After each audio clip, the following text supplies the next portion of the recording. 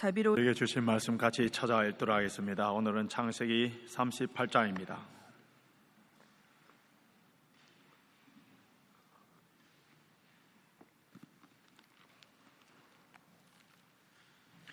구약성경 58페이지 창세기 38장 1절에서 30절까지 전장을 오늘 주어진 본문인데요, 우리 주보 3면에 나온 것처럼 24절에서 30절까지 말씀만 같이 읽도록 하겠습니다.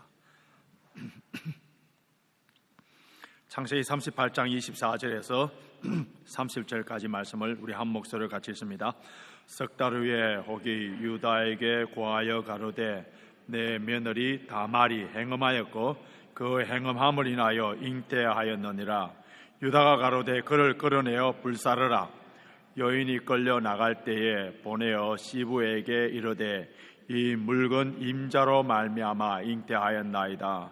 청컨대 보소서 이 도장과 이 끈과 지팡이가 네 것이니까 한지라.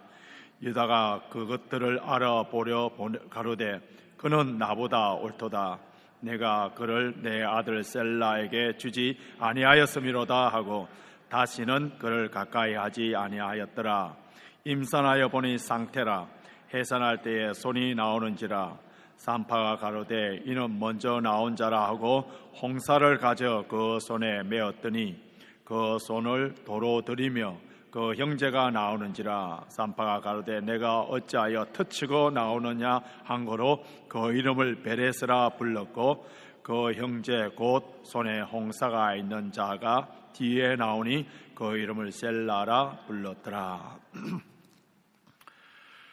우리가 갖고 있는 성경, 이 성경이라는 말은 거룩한 책이라는 그런 뜻입니다. 하나님의 말씀을 성령으로 기록된 책입니다.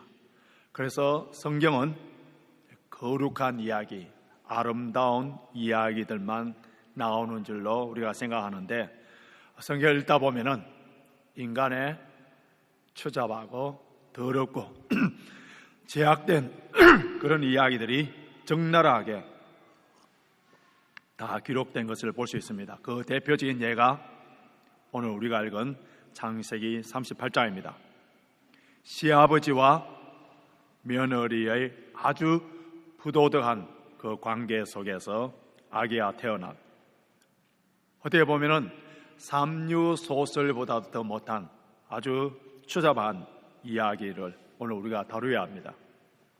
지난 주일날 우리 창세기 37장을 봤는데요, 창세기 37장에서부터 50장까지는 요셉에 관한 이야기인데, 지난주 한 주 동안 37장에 요셉의 이야기가 나오다가 38장에 갑자기 이 요셉의 이야기와 전혀 어울리지 않은 그러한 유다의 이야기가 나옵니다.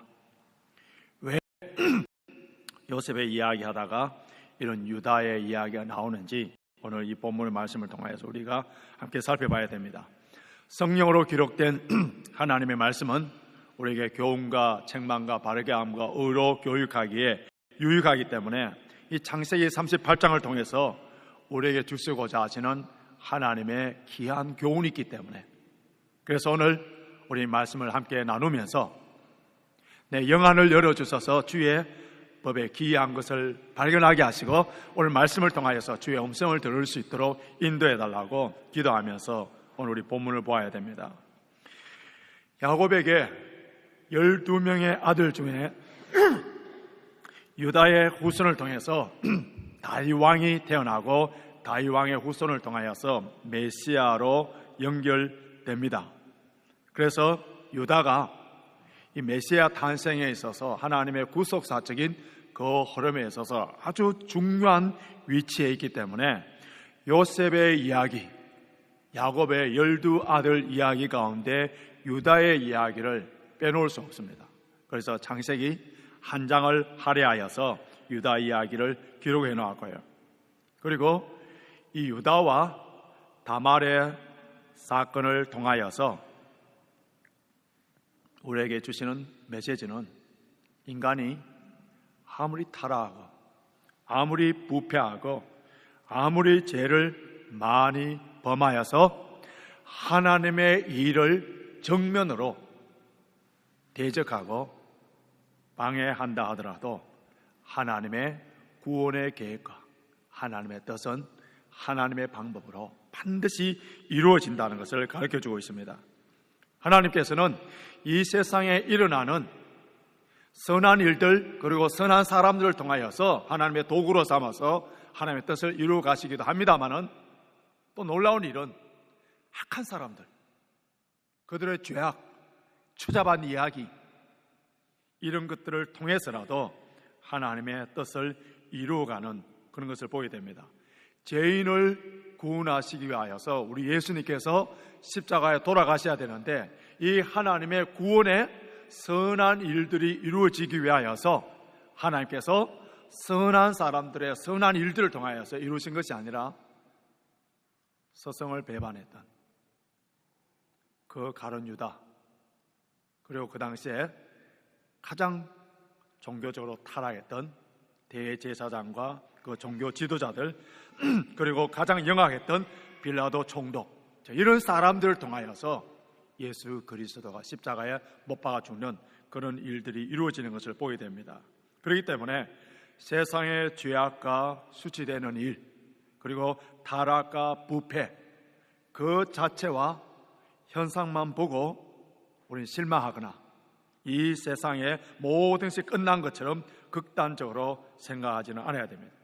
하나님께서는 모든 것을 합력하여 선으로 인도해 가시는 분이기 때문에 하나님께서는 이러한 열악한 상황 가운데 또는 이런 죄 중에서도 어떻게 인도해 가실 것인가, 우리는 하나님의 신실하심, 하나님의 전능하심, 하나님의 그 온전하심에 포커스를 맞출 때에, 하나님만 신뢰할 때에 우리는 어떤 상황 가운데서도 예배할 수가 있고요, 어떤 상황 가운데서도 하나님께 영광을 돌릴 수가 있습니다. 오늘 창세기 38장 1절이 어떻게 시작되는지 1절 한번 보시기 바랍니다. 1절, 그 후에라는 말은 이미 창세기 37장에 일어났던 그 사건인데요, 37장에 보시면은 요셉을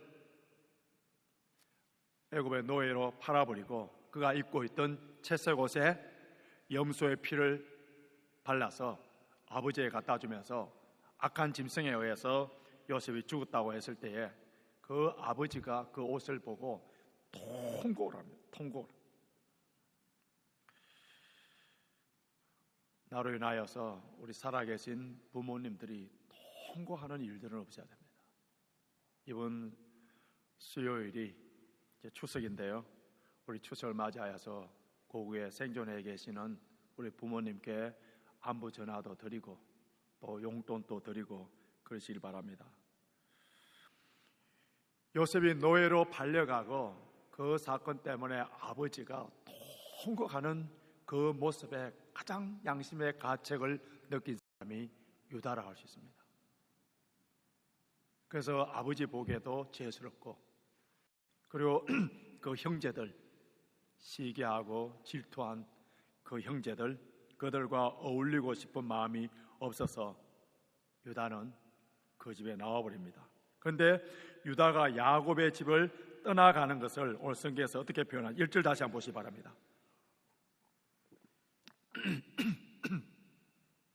그 후에 유다가 자기 형제에게서 내려가서 추천했어요. 내려가서 아둘람 사람 쪽에, 아둘람 쪽으로 가는데요, 이 아둘람은 브엘세바보다 북쪽에 있습니다. 그럼 올라갔다 해야 되는데 성경에서 내려갔다는 말은 영적인 도덕적인 타락을 문학적으로 표현할 때는 항상 내려갔다 그렇게 이야기하고 있습니다. 내려갔다.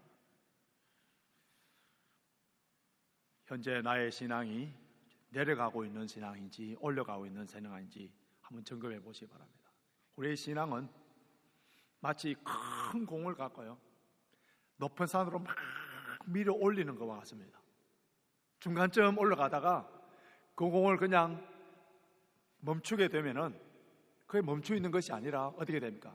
백슬라이딩 돼서 다시 밑으로 내려오는 거예요.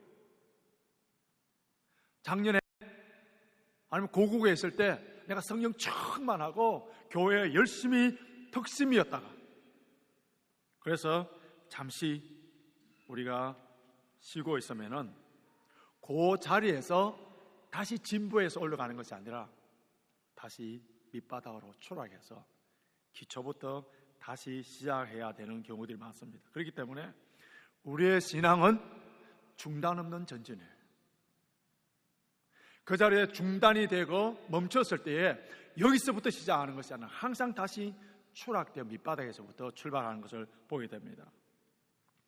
유다가 아버지 집을 떠나서, 그 형제 집을 떠나 형제들과 떠나서 아둘람 사람 히라에게 갔는데 그 믿음의 공동체, 하나님의 그 언약의 공동체를 떠나갔을 때에 가나안 사람과 그 동화되어서 가장 먼저 나타나는 현상이 2절 보시기 바랍니다. 어떤 현상이 일어나는지 2절 같이 읽겠습니다. 2절 38장 2절 시작. 유다가 거기서 가나안 사람 수아라 하는 자기의 딸을 보고 그를 취하여 동침하니, 보고 그를 취하여 질쳐놨어요. 우리가 앞에서 본 것처럼 항상 성적인 타락에서 나타나는 그 용어가 보고 취하여, 보고 취하여. 유다는 자기의 언약의 가족에서 아브라함과 이삭과 야곱으로 이어 내려오는 그 언약의 후손이라는 그러한 아이덴티티를 다 잃어버리고 눈으로 보고 취하여서 이방 여인, 가나안 여인과 결혼을 해버립니다. 오늘 날씨 관계로 우리가 야외 예배를 나가지 않았는데요, 야외 예배에 나가서 우리 바베큐를 하면은 바베큐 판에 차콜 막 확 타오르지 않습니까? 그 많이 잘 타오르는 차콜 하나를 빼서 혼자 홀로 두면 어떻겠습니까? 바로 꺼져버려요. 우리 신앙 공동체에서 겉으로 열심히 신앙생활을 하는 사람이라도 그 믿음의 공동체에 떠나는 순간에 그 신앙의 열정은 식어버리고 세상의 유행과 세상의 유혹에 쉽게 물들 수가 있어요. 교회 공동체를 떠나서 혼자서 신앙생활을 할 수 있는 것이 절대로 아니에요. 함께 더불어 교회에서 영적인 질서와 근위에 또 나의 이 모습에 있어서 간섭해주고 또 챙겨주고 격려해주고 위로해주는 이런 믿음의 동력자들, 이 공동체 속에서 우리가 신앙이 자라게 됩니다. 하나님께서 이스라엘 백성들에게 율법과 제사법을 줄 때 레위기나 우리 출애굽기를 보십시오. 얼마나 까다로워요. 얼마나 세밀해요. 제사를 하나 드리는 데 있어서 얼마나 성가시게 만드는지 몰라요. 이 율법과 이 제사법에 있어서 하나님께서 하나님 당신을 위함이 절대로 아니라고 신명기에 보면 뭐라고 되어 있습니까? 너희의 행복을 위하여, 너희의 행복을 위함이라 했었어요.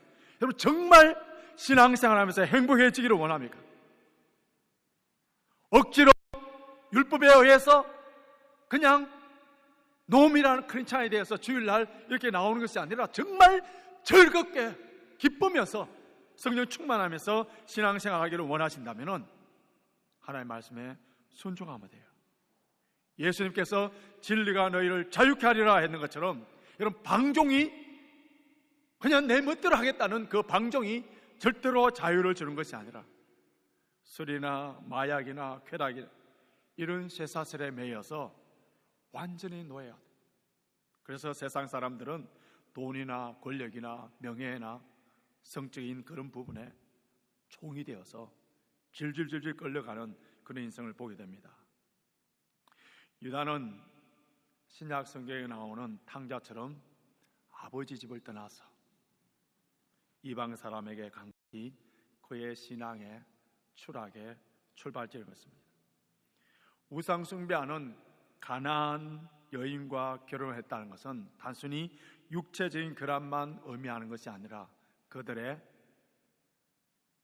문화, 그들의 종교 모든 것을 수용하는 의미예요. 그래서 우리 하나님의 자녀들에게 경건한 신자들 가정에서 결혼하라는 이유가 바로 그렇습니다. 이 가나안 우상들은 다 성적인 타락과 그리고 폭력과 연결되어 있어요. 유다는 가나안 여인과 결혼하여서 세 아들을 낳는데 그 환경 가운데 어떻게 신앙적인 교육이 가능하겠습니까? 그래서 첫째와 둘째가 이렇게 하나님의 심판을 받아서 죽게 됩니다. 유다는 첫째 아들인 엘을 다말이라는 여자와 결혼을 시켜줍니다. 그런데 엘이 얼마나 악했던지 하나님께서 그를 죽여버리고, 엘이 자식이 없어서 죽습니다. 자식이 없는 그 형의 가문을 이어받기 위하여서, 그 후손들이 이어지기 위해서 동생이 형수와 결혼하여서 그래서 아이를 낳게 해주는 것이 그 당시에 계대 결혼 그런 제도가 있었습니다. 신명기 25장 5절에서 6절을 제가 읽어드리면요, 형제들이 함께 사는데 그중 하나가 죽고 아들이 없거든 그 죽은 자의 아내가 나가서 타인에게 시집가지 말 것이요, 그의 남편의 형제가 그에게로 들어가서 그를 맞이하여 아내로 삼아 그의 남편의 형제된 의무를 그에게 다 행할 것이요, 그 여인이 낳은 첫 아들이 곧 죽은 그 형제의 이름을 잊게 하여 그 이름이 이스라엘 중에서 끊어지지 않을 것이라.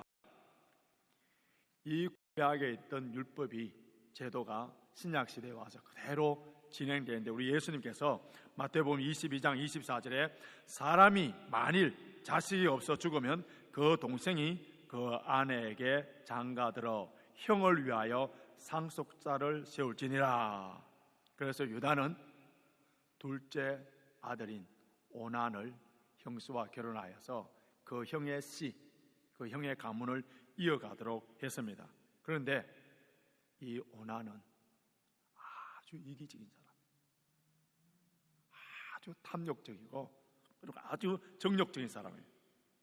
형이 죽었기 때문에 둘째인 자기가 자연스럽게 장자가 될 수가 있는데, 장자가 되면은 아버지의 재산이나 모든 상속권에 대한 많은 베네핏을 누릴 수 있는데, 자기가 형수를 통하여서 아들을 낳게 되면은 그 아들이 장자가 되기 때문에 자기는 장자의 권을 누릴 수가 없기 때문에, 그래서 형수에게 아들을 생기지 않도록 만듭니다. 그리고 자신의 욕정을 위하여서 그 형수를 이용을 하고 동생으로서 마땅히 해야 될 책임과 의무를 다하지 않아요. 하나님께서는 이 아브라함 가정, 이 아브라함 가문에 복을 주셔서 그의 후손들이 번성케 해 주시겠다고 하셨고, 또 유다의 후손을 통하여서 메시아를 탄생시키고자 하시는 하나님의 구원론적인 아주 놀라운 계획을 세우고 계셨는데, 오난은 하나님의 이런 축복과 계획에 대해서 대적하는 일을 하기 때문에 하나님께서 그의 생명을 거두어 가버렸습니다. 유다에게 세 아들 중 두 아들은 죽고 막내가 남았는데, 유다는 이제 위기의식을 느낀 거예요. 11절 보시기 바랍니다. 오늘 본문 11절 같이 읽겠습니다. 11절, 유다가 그 며느리 다말에게 이르되 수절하고 내 아비 집에 있어 내 아들 셀라가 장성하기를 기다리라 하니 셀라도 그 형들 같이 죽을까 염려함이라. 다말이 가서 그 아비 집에 있으니라. 그러니까 하나님께서 그 두 아들의 죄로 말미암아 죽였는데 그것을 깨닫지 못하고 이 유다는 다말로 말미암아 그 두 아들이 죽은 줄 생각하고 마지막에 있는 이 아들까지도 이 다말로 말미암아 죽을 줄 알고, 그래서 다말을 친정집에 보냅니다. 그런데 다말은 유다의 말에 그대로 순종하여서 가부의 옷을 입고 셀라가 장성하여서 결혼할 때까지 기다리는데, 셀라가 장성하여도 유다는 다말을 부르질 않았었어요. 그런데 유다의 아내가 없고 그 애고가는 기간이 끝난 후에 양틀을 깎는 축제, 그때는 이제 술도 마시고 이 잔치가 배설되는데, 그때에 다말이 과부의 옷을 벗어버리고 창녀의 옷을 입고 유다가 가는 그 길에서 유다를 유혹합니다. 근데 그 장소가 어딘지 성경에서 그 특별한 장소로 기록해 놨습니다. 우리 14절 보시기 바랍니다. 14절 제가 드리겠습니다. 그 가부의 어복을 벗고 면박으로 얼굴을 가리고 몸을 휩싸고 딥나 길곁 에나임 문에 앉으니 에나임 줄쳐놓으세요. 나중에 설명하겠습니다만 에나임은 눈이 열리다는 뜻이에요. 눈이 열리다. 이 사건으로 말미암아 유다가 눈이 열리는 계기가 됩니다. 다말이 이렇게 창녀처럼 꾸며서 시아버지가 유혹한 그 이유를 14절 하반절에 기록되어 있는데요. 14절 하반절 다시 보시기 바랍니다. 이는 셀라가 장성함을 보았어도 자기를 그의 아내로 주지 않음을 인함이라. 다말은 창녀처럼 꾸며서 시아버지를 하여서 아들을 얻기를 원했었어요. 유다는 자신의 성적 욕망을 채우기 위해서 창녀와 잠자리에 하려고 하니까 당장 지불할 수 있는 돈과 물품이 없기 때문에 그래서 자기가 갖고 있는 도장과 껌과 지팡이를 주었었어요. 오늘날 같으면은 우리가 갖고 있는 파스포트나 신용카드를 담보물로 주고 나중에 염소 새끼 한 마리를 창녀에게 주겠다고 약속했습니다. 유다는 창녀에게 자신의 아이디를 빼앗겼기 때문에 그것이 들통나면은 수치스러워서 자신의 담보물을 찾기 위해서 신속하게 행동을 합니다. 그래서 염소 새끼를 친구에게 보내서 그 담보물을 찾아오도록 하는데, 지금 유다는 이 일에 있어서 가장 관심이 있는 것이 무엇인지 23절 한번 보시기 바랍니다. 23절 우리 같이 읽겠습니다. 시작. 유다가 가로되 그로 그것을 가지게 두라. 우리가 부끄러움을 당할까 하노라. 내가 이 염소 새끼를 보내었으나 그대가 그를 찾지 못하였느니라. 친구한테 가서 이 염소 새끼를 주고 그 다음 나의 그 담보물을 찾아오라 하니까 친구가 아무리 찾아도 없는 거예요. 근데 여기서 유다의 가장 관심 있는 것은 무엇이냐 하면은 뭐라고 되어 있습니까? 우리가 부끄러움을 당할까 하노라. 부끄러움을 당할까 하노라. 자신의 명예와 위신에만 관심이 있어요. 그런데 아이가 없는 과부로 수치스럽게 오랫동안 살고 있는 그 며느리에 대해서는 아무런 관심을 기울이지 않습니다. 유다는 셀라가 장성하면 결혼시켜 주겠다고 약속했기 때문에 이 다말은 다른 사람에게 시집을 갈 수도 없고요. 그리고 시집을 왔으면 더 이상 친정집 식구가 아니라 이제는 유다 집의 소속인데 친정에 가서 기다리라 해놓고 셀라가 장성하였는데도 다말과 결혼시키지 않고 셀라가 죽을까만 생각하여서 셀라를 다말에게 주지 않았었어요.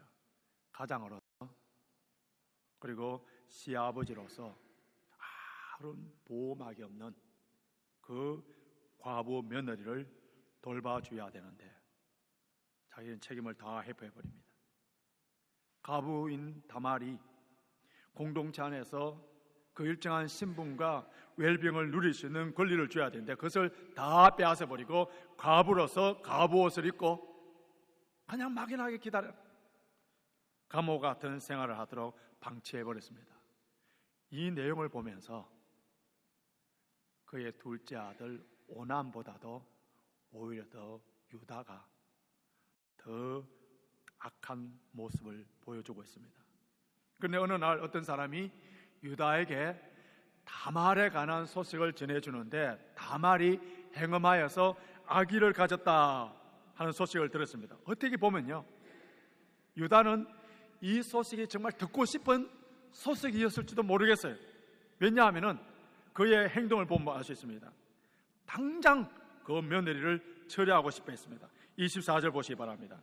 24절 제가 읽어드리겠습니다. 석 달쯤 후에 혹이 유다에게 고하여 가로되 내 며느리 다말을 행음하였고 그 행음함을 인하여 잉태하였느니라. 유다가 가로되 그를 끌어내어 불살하라.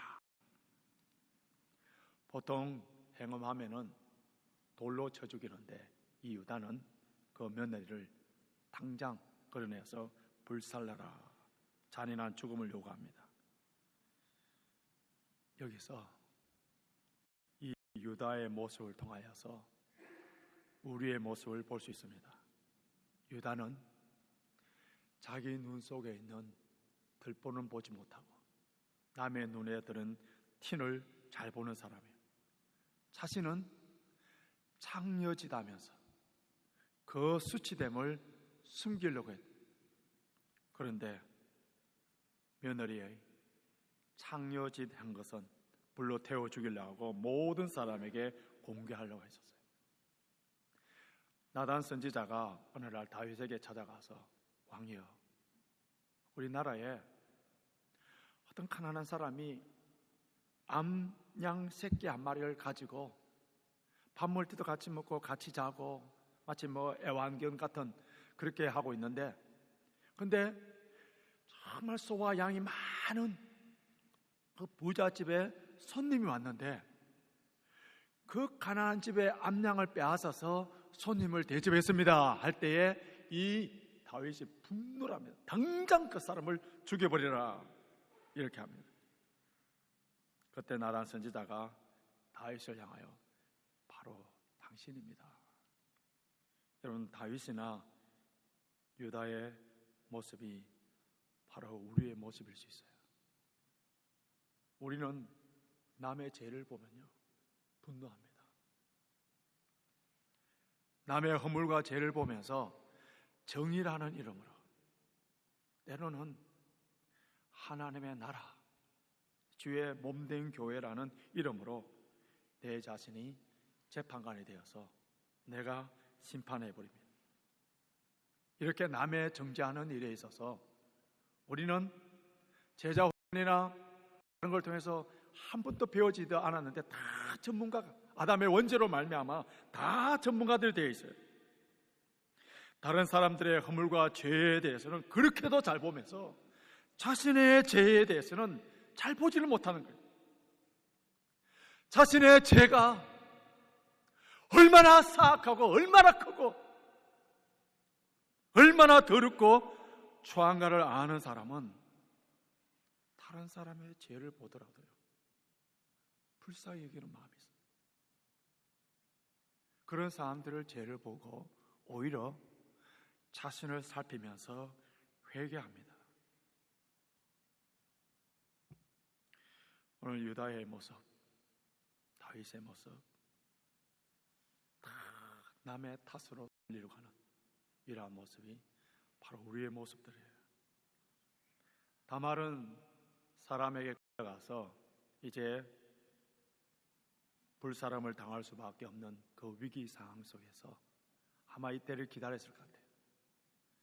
나는 이 담보물의 임자 때문에 아기를 가졌습니다 하면서 자기 뱃속에 있는 아기의 아버지가 누구인가를 공개를 했었어요. 이 순간에, 그 담보물을 보는 순간에 유다의 눈이 확 열립니다. 유다의 눈이 열립니다. 그래서 자신이 에나임에서 창녀인 줄 알고 그렇게 맺던 그 여자가 자기의 며느리라는 사실을 알고 창녀의 모습을 통해서라도 유다 가문에 아들을 갖고자 하는 그 며느리의 목숨을 건 모험과 그 지혜로 말미암아 눈이 열려서 놀라운 고백을 하는데, 그것이 26절이에요. 이 26절에 나오는 구절을 갖고 오늘 설교 제목을 정했습니다. 26절 같이 읽겠습니다. 26절 시작. 유다가 그것을 알아보고 가로되 그는 나보다 옳도다. 내가 그를 내 아들 셀라에게 주지 아니하였음이로다 하고 다시는 그를 가까이 하지 아니하였더라. 여기서 그는 나보다 옳도다 줄쳐놓으세요. 이것이 히브리어로 차특하인데요, 하나님의 뜻에 합당하다, 그 의미입니다. 이 단어가 창세기에서 처음 나올 때가 언제냐면 노아 때 나옵니다. 노아 때. 노아, 창세기 6장 9절에 노아는 의인이요 할 때 사용된 단어예요. 성경에서 가르쳐주는 의는 윤리적인, 인간의 이성과 판단에 의한 윤리적인 옳고 그름에 그 차원을 훨씬 능가하여서 구원지향적인 의예요. 즉 구원을 도출해내지 못하는 의는 참된 의가 아니에요. 현장에서 간음하는 여인을 돌로 쳐 죽이는 것이, 그것이 의가 아니고요, 간음한 여인을 회개시켜서 구원받으러 하는 것이, 그것이 의입니다. 다말의 의는 한 가정 공동체를 살려 구원하는 것입니다. 다말이 시아버지와 동침함으로 아들을 갖게 된 것은 그가 자신의 육체적인 욕망도 아니고요, 자기 몸을 팔아서 돈을 벌기 위한 그것도 아니고, 계대 결혼 제도에 의해서 유다 가문을 이어갈 아들을 얻기 위해서 죽은 남편과 가장 가까운 사람과 결혼하여서 아들을 낳아야 되는데 유다의 셋째 아들 주지 않으니까 다말은 그의 시아버지 유다를 선택했습니다. 유다가 이 며느리가 바람이 나서, 그래서 다른 사람의 아이를 가진 것이 아니라 유다 가문의 후손을 이어가기 위하여서 자신의 목숨까지 던지면서 창녀로 꾸며서 시아버지를 유혹하여서 아들을 가진 것을 보고 유다는 다말을 향하여서 어렵다고 선포합니다. 이 순간에 유다의 눈이 열리게 됩니다. 하나님의 구원의 사역에 있어서 자기는 가나안 땅의 여자와 결혼하여서 빈자가 있다가 이 다말 에나임 사건을 통하여 눈이 열려서 다시 구원의 원줄기로 돌아오게 됩니다.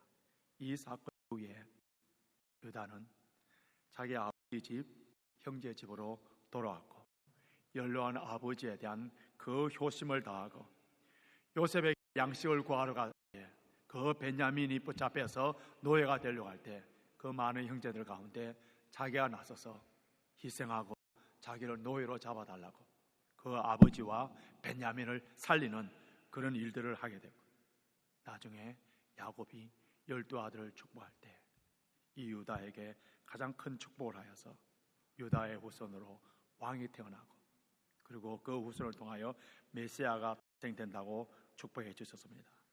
그럼 마태복음 1장을 보시면 예수님의 축복가 쭉 나오는데 그 예수님의 축복 가운데 첫 번째 나오는 여자의 이름이 누군지 아세요? 다말이에요. 이 다말을 통하여서 태어난 아들이 오늘 본문에 나오는 베레스. 이 베레스와 다윗까지는 10대입니다. 10이라는 숫자는 완벽한 숫자, 하나님의 완벽한 계획 속에 이루어진 그 역사를 기록해 놓고 있습니다. 하나님께서 하시는 일, 시편 139편 14절에 와주면 신묘막적. 우리 젊은 청년들 신묘막적이라는 말을 잘 모를 텐데 영어로 하면요, fearful and wonderful. 하나님께서 하시는 일은 신묘막적이에요. 죄와 허물이 많고 하나님의 나라에 있어서 전혀 도움이 되지 않을 것 같은 사람에도 불구하고 그런 사람을 통해서도 하나님의 뜻이, 구원의 뜻이 이루어지는 것을 볼 때에 우리의 얕은 신앙, 우리의 얕은 영성으로 남을 쉽게 정죄하고 판단해서는 안 됩니다. 먼저 우리 자신을 살펴봅시다. 하나님의 은혜가 아니고서는 오늘 이 자리에 나와 있을 수 있는 사람이 있습니까?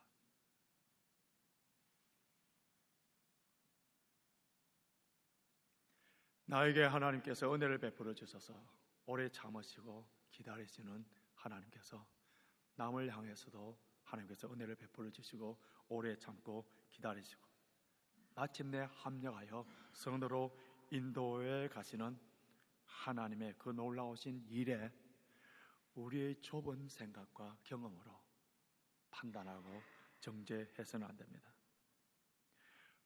옷들은 다 보셨겠습니다만은 벽에 아주 사구려 그림을 하나 붙여놨는데 렘브란트의 돌아온 탕자 그림입니다. 제 서재에서 종종 메시지로 보는데요, 돌아온 탕자의 등을 감싸고 있는 그 아버지의 손이 아주 특이해요. 한 손은 아주 거친 농부의 아버지의 손입니다. 그런데 또 한 손은 아주 부드러운 엄마의 손, 사랑의 손이에요. 이 사랑의 손이 좀 더 깁니다. 하나님께서 저와 여러분들을 공유의 손으로 처치했다면 이 자리에 앉아있는 사람이 아무도 없을 거예요. 공유의 손보다도 더 부드럽고 더 긴 사랑의 손으로 우리를 보담아 주시고 인도해 주시기 때문에 오늘 저와 여러분들이 이곳에 있습니다. 시편 103편을 보시면 하나님께서 우리의 죄를 제대로 갚지 아니하시고 하늘이 땅에서 높음같이 하나님의 큰 사랑으로 우리 죄를 용서해 주셨다 했습니다. 원래 우리는 소망이 없던 자들이었어요. 죄와 허물로 죽었던 자들이었어요. 공중권세 잡은 사탄의 종이 되어서 끌려가던 그런 존재들이었어요. 우리의 유일한 소망은 예수 그리스도밖에 없어요. 예수 그리스도가 역사의 주관자이시고 예수 그리스도가 우리 교회의 주인이고 예수 그리스도가 나의 남편을, 나의 아내를, 나의 자녀들을 바꾸어 줄 수 있는 분이기 때문에 우리는 주님을 신뢰하기 때문에 우리는 모든 것을 합력하여 선으로 인도하시는 하나님의 그 전지전능하신 능력을 신뢰하기 때문에 우리에게 소망이 있는 거예요. 우리에게 소망이 있는 겁니다. 그래서 우리는 미래에 항상 희망찬 소망을 갖고 나갈 수 있습니다. 우리 자신 때문이 아니고요, 우리를 붙잡고 있는 예수 그리스도 때문에 그렇습니다. 예수 그리스도 안에서 우리 다시 에나임, 눈이 열려지는 그러한 역사가 있기를 바랍니다.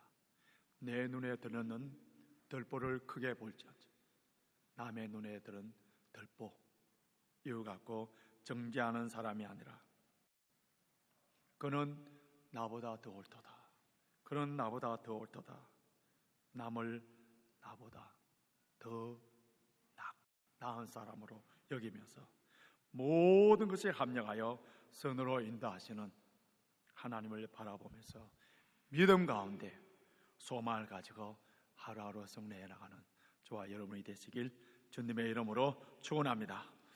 축원합니다. 축원합니다. 축원합니다.